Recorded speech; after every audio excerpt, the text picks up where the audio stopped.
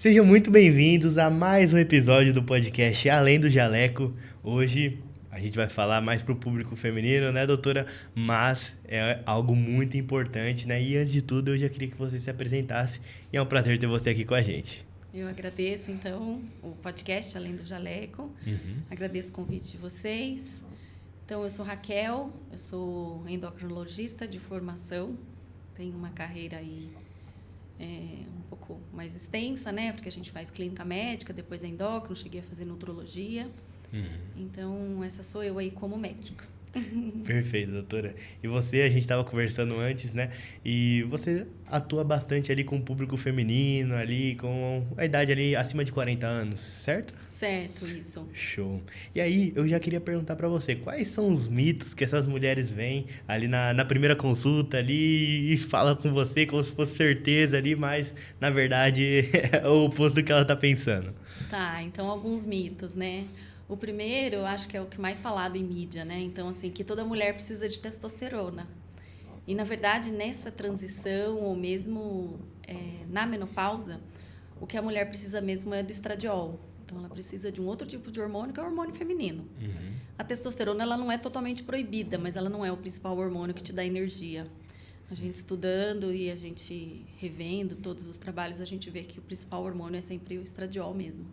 Um pouco de progesterona, os hormônios femininos mesmo.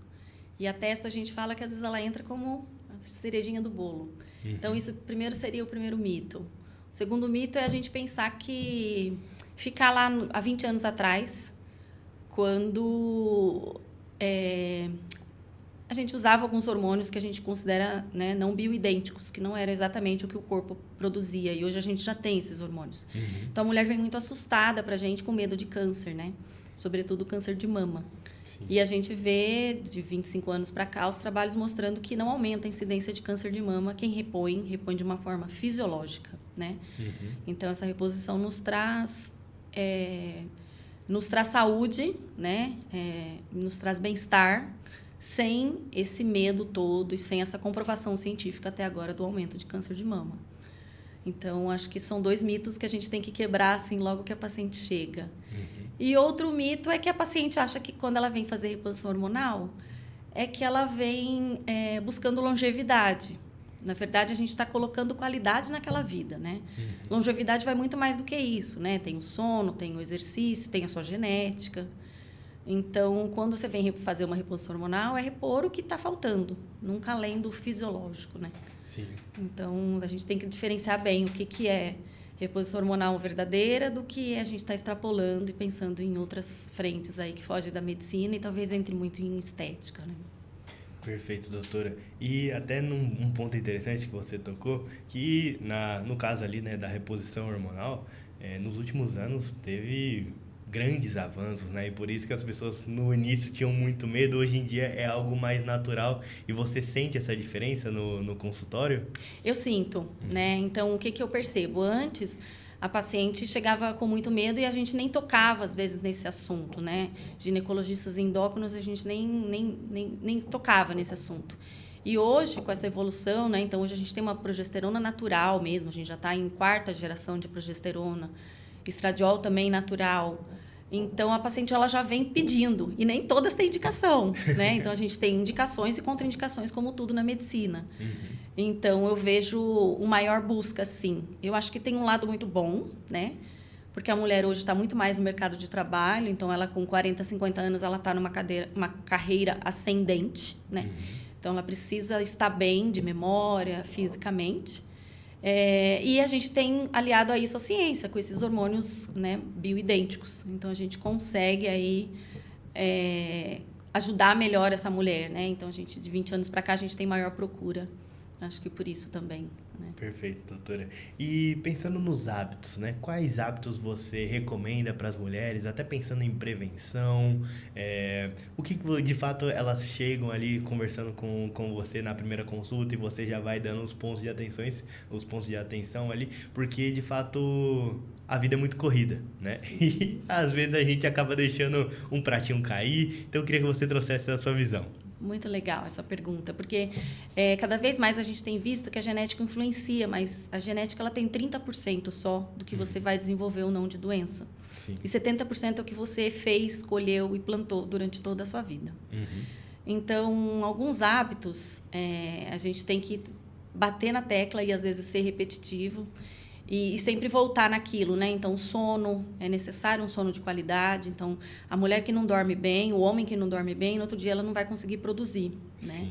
E, outra coisa é a atividade física. Eu falo que, nesse momento, a atividade física ela é inegociável, né? A gente vai ter que encontrar algum momento, se é antes de trabalhar, se é quando chegar do trabalho, se é na hora do almoço, se é na hora que um filho, por exemplo, está num exercício, numa atividade física, e você pode ficar ao mesmo tempo ao lado fazendo a sua. Mas acredito que essa mudança do exercício, para mim, é o que eu mais bato, assim, né? A alimentação, eu acho que a gente vem com os anos tendo uma consciência melhor, né? A gente vê que essa juventude que está chegando agora, e às vezes a mulher que está 40, 50 mais, ela já tem um acesso melhor a menos industrializados ou a menos... Isso eu falo no consultório particular, né? Mas mesmo as pacientes que eu atendo na Unifesp, a gente já tem bastante consciência do que é uma comida saudável, né? Então, a gente bate primeiro na comida saudável, no exercício, na comida que vem da terra, vamos dizer assim, para depois a gente começar a fazer escolhas melhores dentro daquela comida ou diminuir essa caloria. Mas esses 3 pilares eu acho que fundamentais, assim, para o ser humano: exercício, alimentação e sono. Depois a gente entra outros aí, se a gente for falar em medicina do estilo de vida, então a gente tem outros pilares aí, né, como relacionamento é super importante, abandonar vícios, né? Nesse momento, se a mulher chega aí fumando, a gente tem que ser bem enfática, né, para parar o tabagismo. E porque o que a gente vê? A mulher até 50 anos, pouco ela infarta, né? Depois, quando esse estrogênio começa a cair, é quando aumenta a chance da mulher infartar. Então, é um período de sinal vermelho da mulher que infarta, da mulher que fuma, né? Então, a gente tem que bater na tecla aí, né, de vícios. Mesmo o álcool agora está sendo cada vez menos, né? E outros pilares aí que a gente vê de saúde. Mas sono, exercício e uma alimentação saudável, a gente tem que focar bem nisso, né? Perfeito. E quais são as maiores queixas, né, que elas trazem para você, principalmente na primeira consulta? Tá. A gente tem visto muito, né? A queixa é o cansaço. Parece que eu não tenho pique para fazer o que eu fazia antes. Eu estou sempre cansada. Então, essa é uma queixa frequente. Nos livros, a maior queixa que traz a mulher nessa parte de menopausa e climatério é o fogacho, que é aquele calorão que vai aí, que a mulher dura poucos minutos aí, mas várias vezes ao dia. Aquilo é o que traz a mulher no consultório. Mas eu vejo que o cansaço também tem sido bastante frequente, né? Talvez por essa dupla, tripla jornada dessa mulher. Então, o cansaço é algo frequente. Outra coisa frequente, que às vezes a gente esquece de perguntar ou por vergonha, é sintomas geniturinários. Então, secura na parte genital, o quanto está sendo prazeroso, o quanto está sendo doloroso uma relação sexual, o quanto se sente dor mesmo, ou infecções, né, de urina, que às vezes pode aumentar. Então, esse é um ponto mais delicado. Às vezes, não é o que a mulher te traz, mas é algo que você, como médico, pode ajudá-la também, né, a ter essa qualidade de vida aí. Eu acho que esse ponto aí de cansaço, fogachos, esses calorões. Tem a queixa do sono também, né, que os fogachos aparecem sobretudo à noite, então atrapalha esse dia a dia da mulher, né, no outro dia. E se a gente fala em problema, tem solução? Opa! É isso que a gente busca, né? Cada vez mais a gente está em hormônios, né? Agora ainda vai chegar o E4, que já está em forma de pílula, né? Que é o estetrol. E a gente vai ter agora, provavelmente, entra esse E4 para terapia hormonal. É um hormônio ainda mais purificado, né? E quando a mulher chega, então, a gente tem uma visão muito endocrinológica dessa mulher. Então, a gente vai procurar... como clínica geral, eu vou procurar outras causas de cansaço, né? Então, vou procurar como está o funcionamento dessa tireoide, como está o estresse dessa mulher. A gente não costuma dosar cortisol para o estresse, mas a gente percebe na conversa, né, dessa mulher. Então, a gente procura a glicemia, então, como que está o açúcar, como tem ou não diabetes, será que é isso que está levando essa mulher a ter esse cansaço maior? Sim. como está a pressão arterial dessa mulher. Então, a gente faz um apanhado geral dos hormônios, né? E aí, a gente depois foca, sim, nos hormônios femininos e se nenhum hormônio outro tiver déficit, né, ou alteração, aí a gente vai repor os hormônios femininos mesmo, que basicamente é o estradiol e a progesterona. E eles costumam voltar a mulher a melhorar muito Perfeito, a qualidade de vida dela. Show. E quais são os principais pontos de atenção ali que você tem ali com as mulheres ali? Porque às vezes ela não sabe o que está acontecendo com o próprio corpo dela. E como que você consegue transmitir isso, passar tranquilidade ali para ela, que é algo normal e que se for algo anormal você consegue ajudá-la a resolver? Eu acho que é bem interessante, né? E muitas vêm falando para mim, doutor, ainda bem que você já tem quase 50, que é o meu caso, você sabe o que eu tô passando, né? Então, essa conversa de mulher para mulher, eu não sou nada feminista, nada machista, acho que cada um tem o seu papel, né? E respeito cada um deles. Mas quando a gente passa por aquilo como paciente ou como, né, desse gênero, que a gente ainda considera assim na medicina, então a gente consegue escutar melhor, entender melhor aquele corpo. E eu acho que hoje a gente tem muita ferramenta, sabe, Léo? A gente tem livros escritos, né, por médicos de uma forma muito prática. Então, eu costumo indicar livros. A gente tem algumas peças, né, de teatro, então, que a gente, de alguma forma, aquilo comunica para a gente através da arte, uma forma da mulher se conhecer, né? Sim. E a gente tem os viés de Instagram e outros aí, que às vezes a gente ainda fica, né, vendo algumas bizarrices. Sim. Mas eu acho que é uma forma de se comunicar com a mulher, né? Então, sendo mulher, olhando essas literaturas, e a gente consegue, acho que, ter uma escuta melhor, assim, né? Uma escuta melhor, mais ativa, talvez. Não que o homem não faça, tenho ginecologistas do coração meu, endocrinologistas excelentes nessa reposição, mas quando a gente passa como paciente, eu ainda não estou tendo meus fogachos, mas na minha primeira gestação eu soube o que era uma secura vaginal, então tive bastante, né, colocando isso como paciente, como gente aqui, até me expondo. E tive um pouco de fogacho, meu estrogênio abaixou bastante, então eu tive noção do que era aquele rubor que a mulher passava, né? Então, acho que essa empatia vai além quando você passa por aquilo, né? Sim. E a gente consegue escutar e entender. Perfeito. E é algo que acaba sendo um diferencial seu, né? De fato já ter passado ou estar na mesma idade ali que elas, né? Acaba trazendo uma segurança maior para que elas possam contar mais coisas ali, para que não tenha nenhum tabu, né? A gente sabe que hoje em dia, querendo ou não, ainda tem. Tem, E eu acho que é interessante também, porque como eu estou dentro da universidade, né, e buscando sempre o melhor para o paciente, então toda segunda a gente está na Unifesp, né, com a doutora Dolores, eu queria até fazer uma homenagem, né, dessa minha professora querida que eu admiro tanto, que é uma endocrinologista que há mais de 20 anos já batalha pela saúde da mulher, né? Legal. Então, como a gente está ali vendo as coisas científicas e já atendendo todo esse público, então a gente tem classe A, B e C, né, ali, a gente consegue ter muita mão disso, né? Muito escuta, né? E junto com a parte científica, com os nossos residentes que passam ali, né? Então, o residente de endócrino, ele passa com a gente ali pelo menos um mês, né? Nesse ambulatório aí. Então, acho que tem isso também, a gente pegar a prática com o científico, né? Porque vai muito além, né, Léo? Quando a gente tem mais de 10, 20 anos de medicina, a gente percebe que uma coisa é o que está no livro, outra coisa é o que o paciente te conta e outra coisa é o que a gente percebe no paciente, né? Eu fico me imaginando como é que vai ser o metaverso. Eu acho que vem bem, tem umas partes muito boas, né? De toda essa inteligência artificial, mas o tocar, o olhar, tem coisa que só a vida e o tempo que te ensina, né? É até um ponto interessante, doutora. Como que você enxerga a medicina nos próximos anos com grandes avanços, né, tecnológicos, inteligência artificial?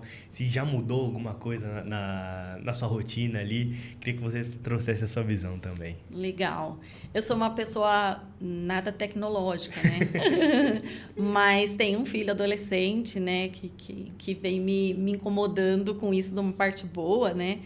E acho muito bom essa troca com ele. Então, hoje eu vejo os residentes, são outros aí mais novos que a gente conversa, a facilidade que eles têm, às vezes, de resumir através de um chat GPT, Gemini, alguma coisa assim, nada ganhando com isso, tem essa facilidade, né? Então, a gente ganha muito tempo, né? E mesmo em trabalho científico, para a gente fazer algumas análises, é muito rápido, né? A gente não precisa nem tanto, assim, se debruçar tanto na estatística, né? Porque aquilo nos dá essa ferramenta muito boa. Legal. Mas eu acho que tentar unir, né? Ontem eu ainda estava escutando que quem é o piloto e quem é o copiloto, né? Então, você como médico, acho que em toda a profissão, né? Na engenharia, tudo, você tem que ser o piloto, né? Dessa inteligência artificial. Ela vai ser uma ferramenta. Acho que quem não aprender vai ser engolido, talvez. Mas ela não pode dominar essa relação médico-paciente.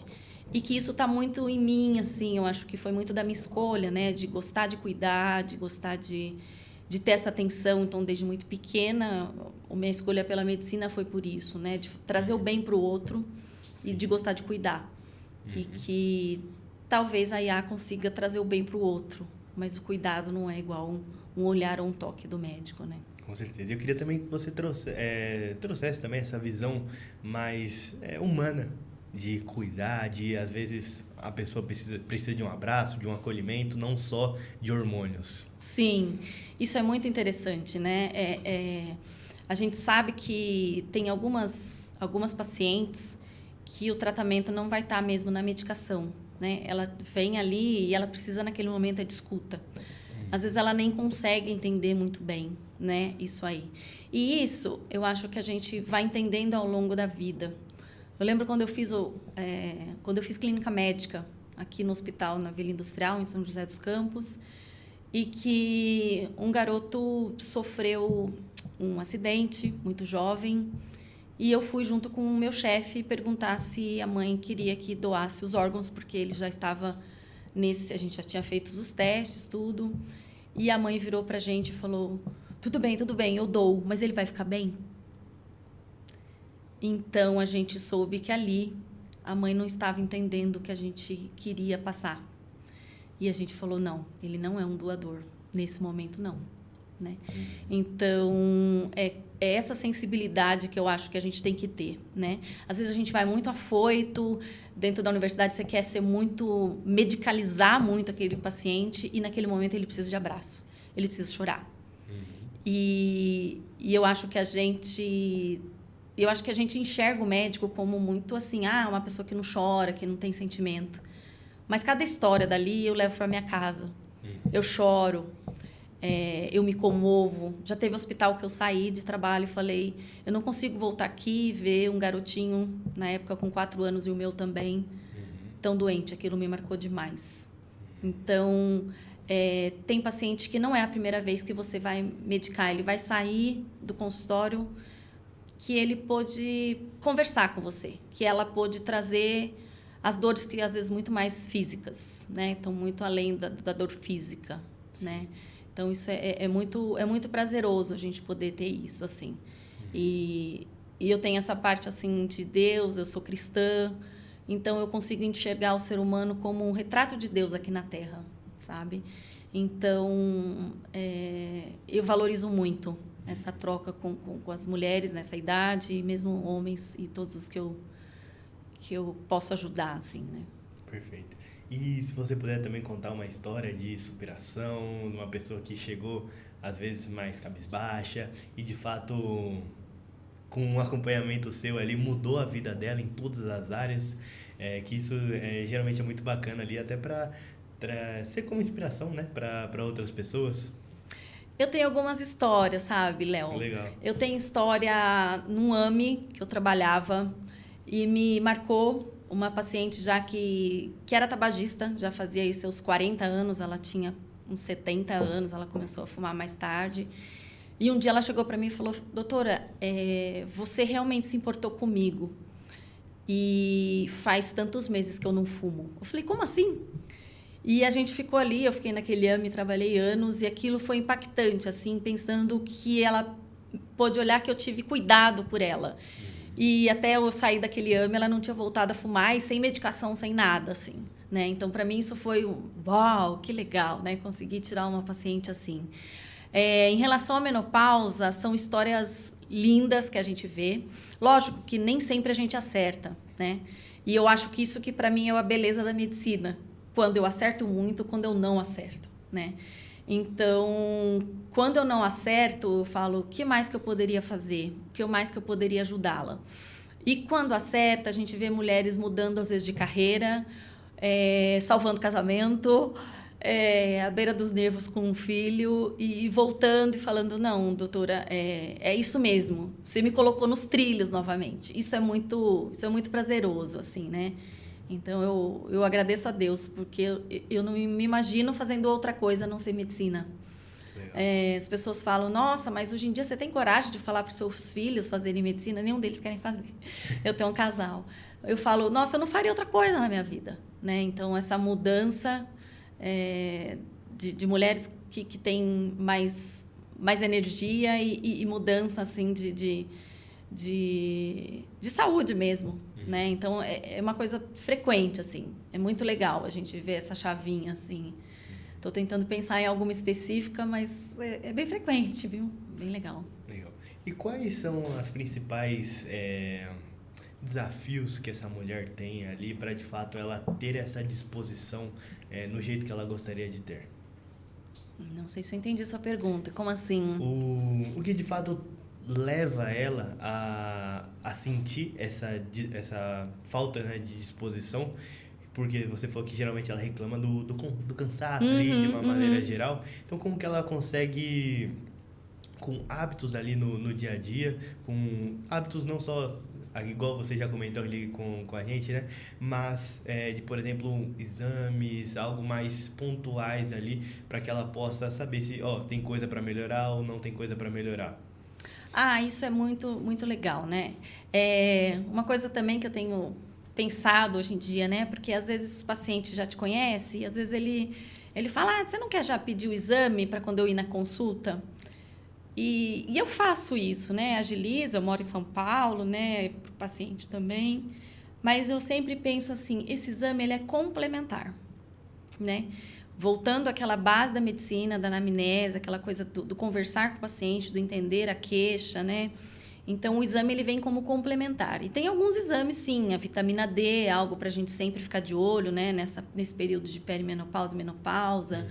O cálcio, a ingestão do cálcio. A gente tem visto pacientes que não se dão bem com leite, ou são alérgicas, ou têm intolerância. Então, a gente tem opções, às vezes, de leites vegetais ou de cápsula de cálcio. A ingesta da proteína, então, nem sempre a gente vai dosar a proteína no sangue, mas, por exemplo, um exame que a gente chama de densitometria de corpo inteiro, eu consigo ver a quantidade de massa magra, massa gorda, água e osso dessa mulher. Então, vamos melhorar o exercício e vamos melhorar a ingesta proteica, né?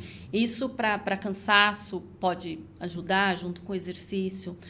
E mesmo quando a gente fala em exercício, a gente fala em pequenas mudanças.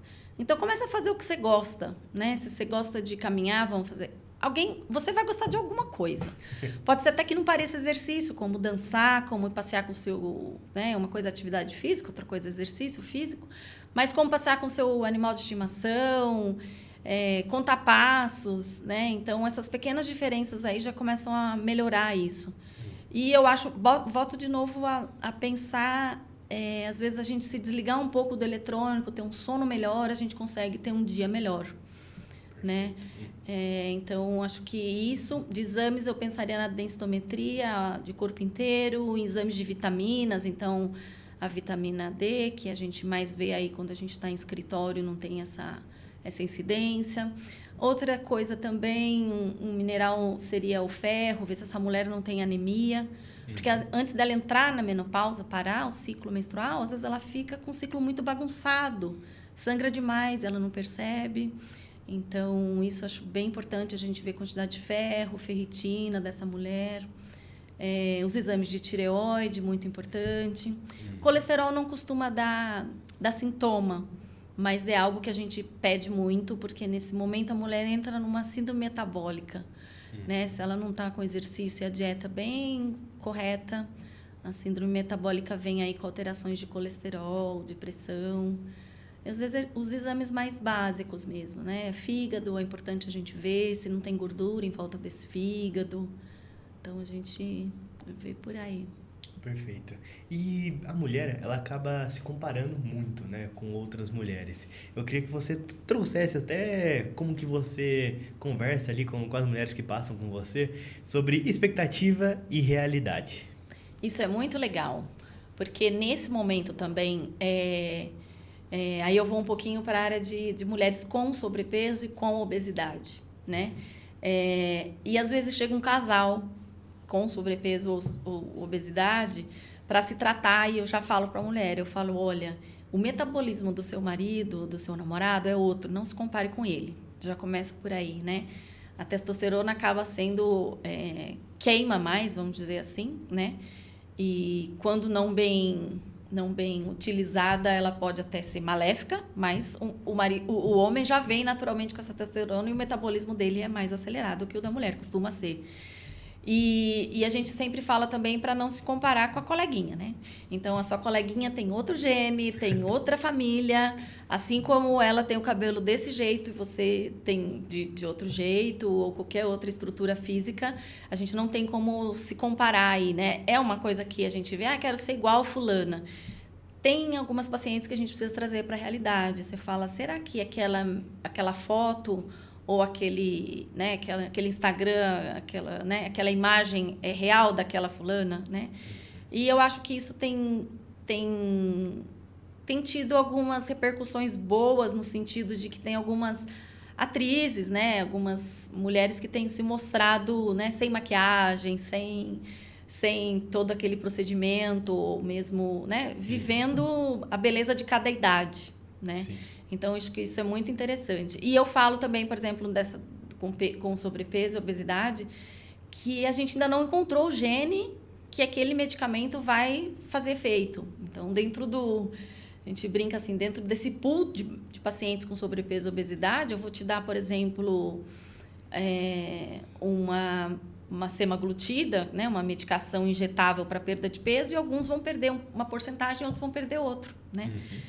Assim como na vida, tem a curva de Gauss, né? Tem aqueles Sim. que perdem muito, tem os que não perdem nada, e tem uma população mais mediana aí, né? Então, mas é algo que a gente tem visto muito, essa cobrança de ser igual a outra, né? E essa desconstrução no consultório é diária, viu, Léo? É diária. Até porque também a gente vê muitas influenciadoras que têm corpos surreais, vamos dizer assim, e que geralmente escondem o que elas fazem, né? Às vezes uma reposição, talvez não seja nem reposição, coloca mais coisa do que em tese o corpo precisa, e procedimentos estéticos, né? E de fato acabam não falando sobre isso, e aí a mulher fica, então dá para eu conseguir, mas não é bem assim, né? Exatamente. A gente precisa muito trazer para a realidade, né? Então, o que aquela lá está fazendo que aquela mulher ou aquele homem está fazendo de correto, né? Sim. O que ultrapassa a ética médica, né? E o que ali também não é mudanças que a gente vê que a gente consegue fazer da imagem da pessoa, né?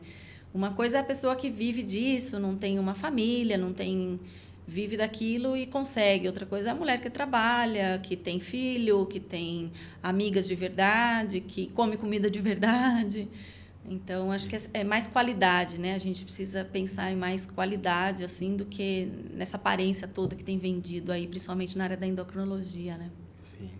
E, doutora, você falou um ponto muito legal, que é comida de verdade, né? Comida, de fato, que nossos antepassados comiam muito, né? E hoje em dia a gente está substituindo muito para os alimentos ultraprocessados, né? E, consequentemente, a gente tem vários problemas ali, como sobrepeso, obesidade. Como que você vê essa relação e como que a mulher pode cuidar melhor disso? É muito interessante, assim, né? Porque a gente, de novo, vê essa bipolarização, né? Então, tem o pessoal que demoniza muito um alimento, o outro, aquele alimento é santo, e aquilo ali é o que vai tirar você da... Não, eu acho que é bem isso que você falou. Algumas coisas a gente tem aprendido com o tempo, né? Então, a comida que de verdade é a melhor mesmo. Tudo que é em excesso, a gente percebe também que... Então, aquela mulher que come só tal coisa ou só tal coisa, a gente precisa de uma comida variada, colorida. De vez em quando, como ultraprocessado, o paciente vai comer, mas ele não tem que ser o dia a dia dali. Para a organização, eu acho, né, e a programação nossa daquela semana, ter à disposição o alimento mais saudável em casa, eu acho que é uma dica bem importante. Eu falo porque essa semana foi aniversário do meu filho e a gente tinha à disposição um bolo, fiz um bolo para mais. E eu falo, o bolo tá lá, a gente vai comer. Se não tivesse, eu ia comer outra coisa, né? Então, se a fruteira tivesse ali sem o bolo que sobrou do aniversário, eu estaria ali beliscando talvez uma banana, uma maçã e não beliscando o bolo de chocolate, né? Então, a gente tem essa programação talvez de final de semana, né? De ter mais verduras e ter mais... legumes e frutas, né? Eu acho que isso é importante. A proteína é super importante, principalmente da mulher nessa fase.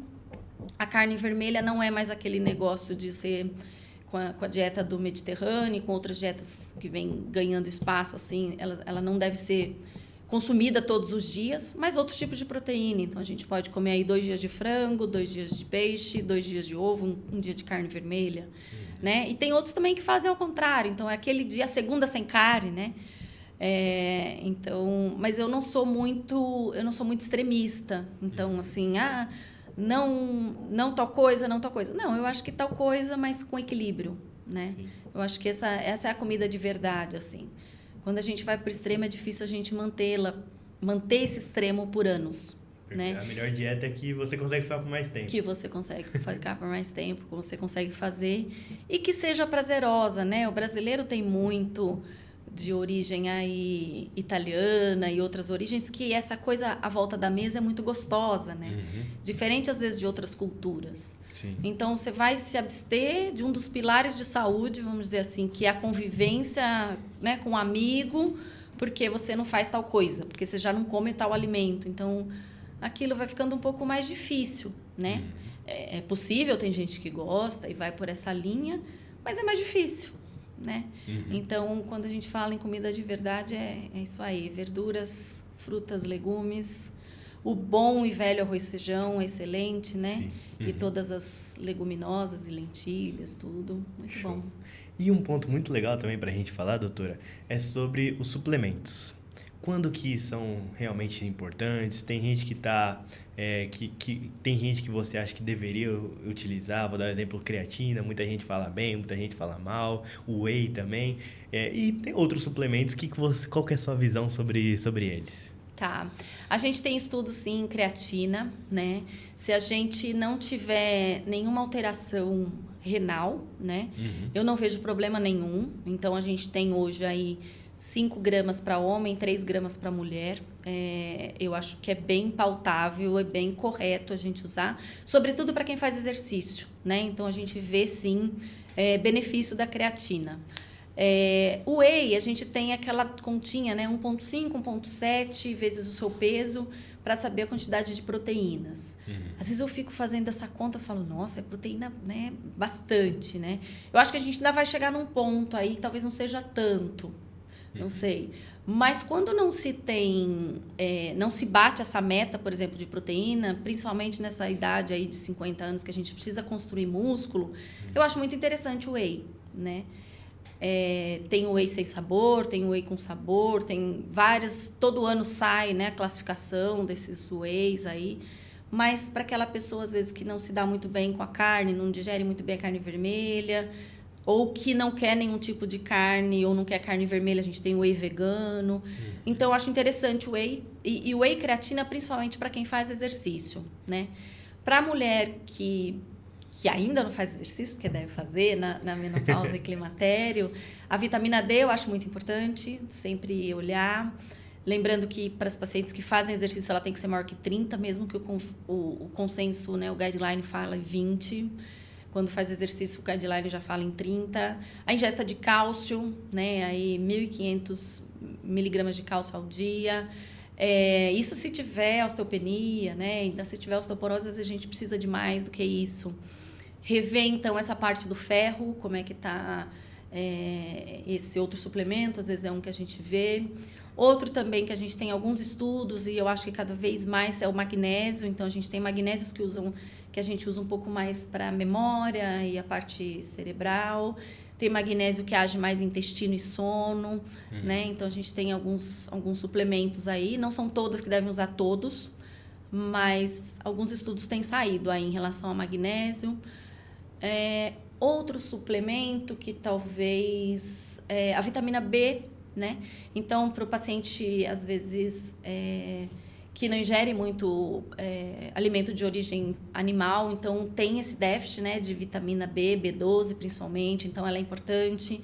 Os níveis estão subindo um pouquinho mais em referência, talvez saia alguma coisa nova aí, a gente tem 350 por aí hoje em dia, 300, 350 de B12, e talvez venha um consenso dela um pouquinho mais alto, seja melhor para a memória, e ela faz a B12, ela faz uma capinha em volta dos neurônios, né? A bainha de mielina. Então, a B12 também é algo para a gente pensar em suplementar para essa mulher. E aí, a gente tem outros estudos pequenos em coenzima Q10, em resveratrol. Aí são coisas menores, né? Que eu acho que ainda dentro da universidade a gente precisa chegar ainda a trabalhos mais robustos para indicar. Mas a sua pergunta com whey e creatina, eu acho que é válida para todo mundo. Vírgula, né? Que possa usar, né? Que queira usar, e principalmente para quem faz exercício. Eu acho que são suplementos bons. Perfeito. Doutora, eu queria que você deixasse uma mensagem final para as mulheres que estão ali nesse climatério e sente que estão indispostas e poderiam estar melhores do que elas se sentem hoje. Então, eu queria falar que tem solução, né? Que a gente... eu brinco, sempre falo, né? O milagre pertence a Deus, mas a gente tenta te ajudar no que a gente pode até como humano, né? Então, para que ela não fique sofrendo sozinha, para que ela não fique quieta e achando que aquilo vai passar, como a gente tinha outras ideias aí, né, antigamente, que ela possa buscar uma ajuda médica, né? Buscar quem é esse médico, se é um médico que só... tem interesse financeiros ou que tem interesse no paciente. Se é um médico que tem estudo, né? Assim, você consegue ver muita coisa, entrar na formação mesmo daquele profissional, né? Seja um endócrino, seja um ginecologista, que é o médico da mulher também e continua sendo nesse período, um cardiologista, mas que a gente está aqui para ajudar, né? Então, a gente está aqui para caminhar juntas ou juntos, né? Acho que é isso, não sofra sozinha. Acho que é isso. E é importante, né, ter esse tratamento multidisciplinar, né? Isso a gente aprende cada vez mais, sabe, Léo? Muitas coisas eu falo, gente, como é importante uma físio e uma nutricionista perto da gente, né? Então, a gente fala da parte médica, mas essas duas outras também são fabulosas, assim, essas duas outras profissões para nos ajudar aí. Que legal. E como que as mulheres fazem para te conhecer nas redes sociais ou ir ao seu consultório? Conta, tá. Agora é o momento jabá. Tá bom, é uma coisa que a gente não tem muito, né? Mas como médica formada há mais de 20 anos, a gente fica com vergonha disso, né? Não, mas eu tô no Instagram, né? Doutora Raquel Emerick. Eu acho que é isso. E aí podem me encontrar aí, eu atendo mais na Zona Sul de São Paulo. Estou na Unifesp aí toda segunda-feira. Acho que é isso. Que legal. Doutora, foi um prazer ter você aqui com a gente. Espero que você tenha gostado e que volte mais vezes também. Obrigada pela oportunidade. Que seja um sucesso aí, o Além do Jaleco. Obrigado, doutora. Foi um prazer. Obrigada, igualmente. Se você chegou até aqui, não esqueça de se inscrever no canal, deixar seu like para não perder nenhum conteúdo, que eu te espero no próximo episódio. Até mais.